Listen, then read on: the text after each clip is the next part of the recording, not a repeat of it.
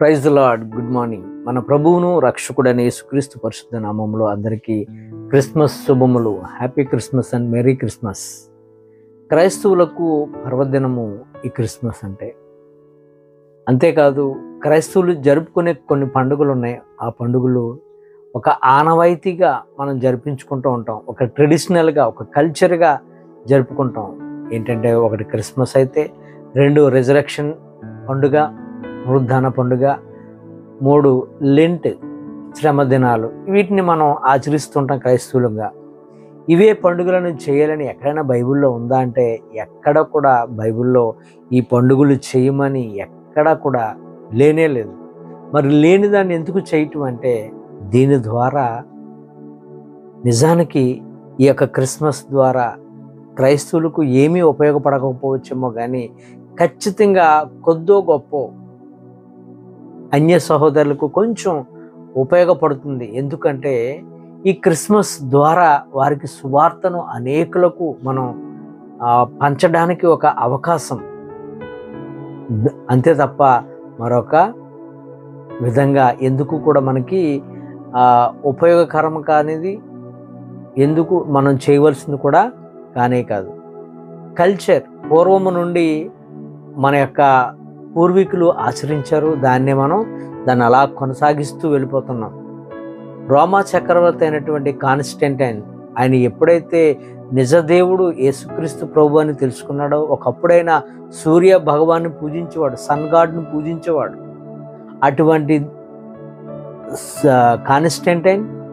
Constantine ఎప్పుడైతే నిజదేవుడైనటువంటి యేసుక్రీస్తు ప్రభు వారిని తెలుసుకున్నాడో అప్పుడు అనుకున్నాడట, ఇప్పుడు వరకు కూడా నేను చాలా తప్పులు చేశాను. నిజంగా ఆరాధించవలసింది ఎస్యుఎన్ సన్ అని కాదు, ఎస్ఓఎన్ సన్ గాడ్ యేసుక్రీస్తు ప్రభు వారిని మనం ఆరాధించాలని 25వ తారీఖున, డిసెంబర్ నెల 25వ తారీఖున మరైనా ప్రారంభించాడట. దాన్ని అలాగా కొనసాగించుకుంటూ ఇప్పటి వరకు కూడా మనం దాన్ని చేస్తూనే ఉన్నాం.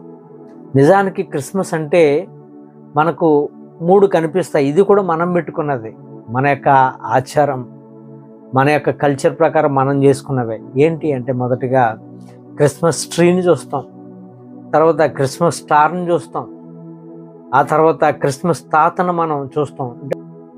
క్రిస్మస్ ట్రీని ఎందుకు పెడతారు, క్రిస్మస్ స్టార్ని ఎందుకు పెడతారు, క్రిస్మస్ తాతను ఎందుకు పెడతారు అనేది మనం కొన్ని విషయాలు చూసి ఈ మూడిటి ద్వారా క్రీస్తు మనకు ఎక్కడైనా కనబడుతున్నాడా అనే ఛాయ్ అంటే కొన్ని విషయాల్లో కనబడుతుంటారు.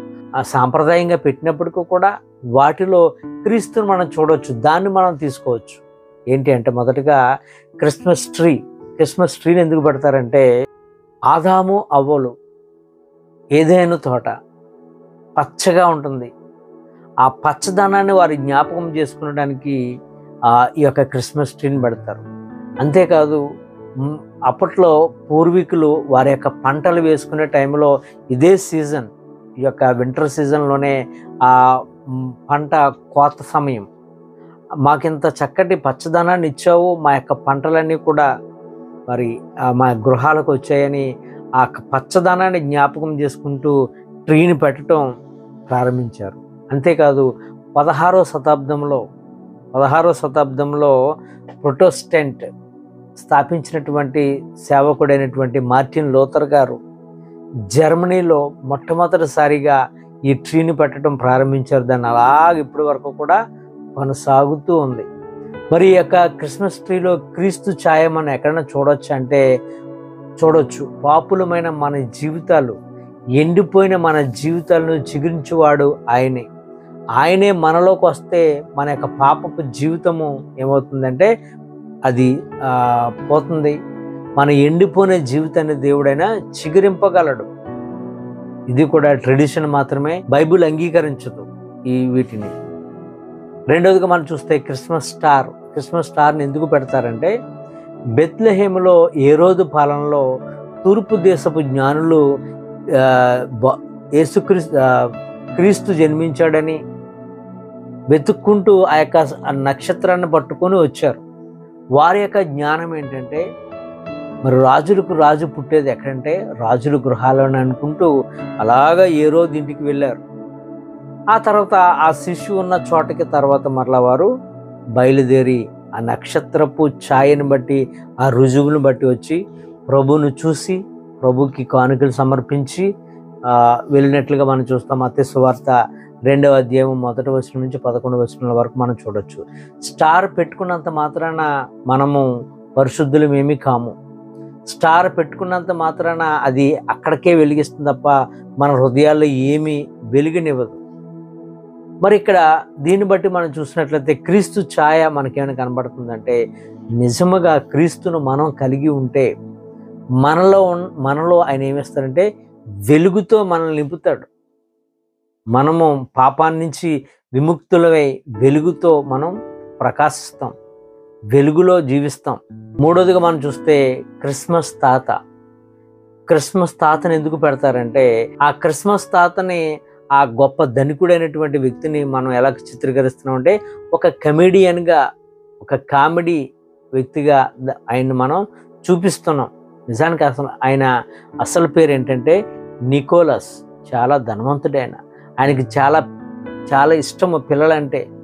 రాత్రి సమయంలో పిల్లల దగ్గరికి వెళ్ళి అనాథ అయిన పిల్లలు, రోడ్ల మీద పడుకుంటున్న పిల్లలు, రైల్వే స్టేషన్లో బస్ స్టేషన్లో ఉంటున్న పిల్లలందరినీ పడుకున్న పిల్లల దగ్గరికి వెళ్ళి అర్ధరాత్రిగా అట్లా వెళ్ళి వారి యొక్క పడుకున్న చోట చక్కటి బొమ్మలు, స్వీట్స్, చాక్లెట్స్ పెట్టి వెళ్ళిపోయి మరలా ఉదయకాలమే వచ్చి కొంతమందిని చూస్తూ ఉండేవాడంట.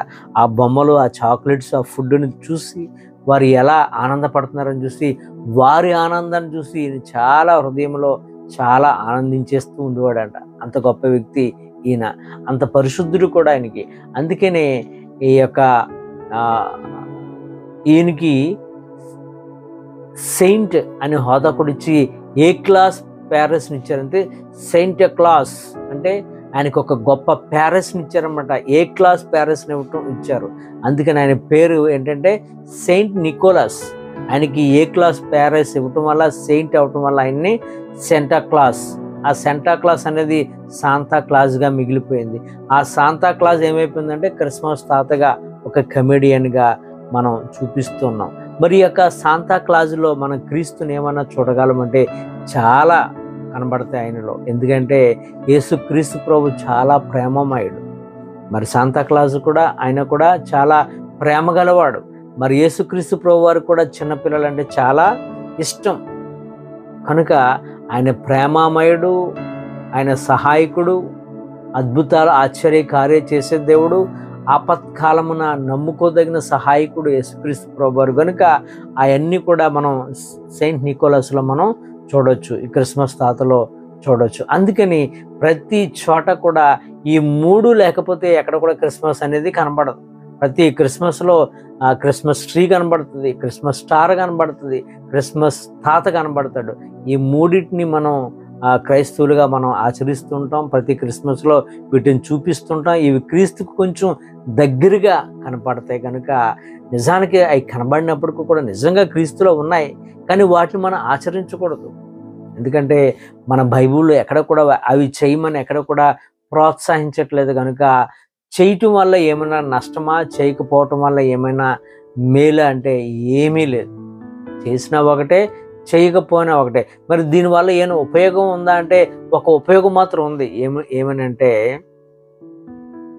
ఈ యొక్క క్రిస్మస్ ద్వారా మన యొక్క స్నేహితులను ఆహ్వానించుకోవడానికి, మన గృహానికి వారికి చక్కటి ప్రేమ విందు ఇవ్వడానికి, వారు వచ్చిన వారికి చక్కటి క్రీస్తు యొక్క సువార్తను ప్రకటించడానికి ఒక గొప్ప అవకాశం మాత్రమే.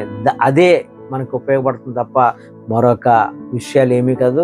ఇవన్నీ కూడా బైబిల్లో కూడా ఎక్కడ కూడా క్రిస్మస్ జరుపుకోవాలని కానీ, రిజరెక్షన్ డే జరుపుకోవాలని కానీ, శ్రమ దినాలు జరుపుకోవాలని కానీ ఎక్కడ కూడా లేదు. క్రీస్తుని మన హృదయంలో ఆరాధిస్తే చాలు, క్రీస్తు మన హృదయంలో ఆయన మనం అంగీకరిస్తే చాలు, అంతే తప్ప ఏమీ చేయవలసిన పని లేనే లేదు. ఈ కొద్ది మాటలు దేవుడు మనందరి జీవితంలో నెరవేర్చును గాక. ఆమేన్. God bless you.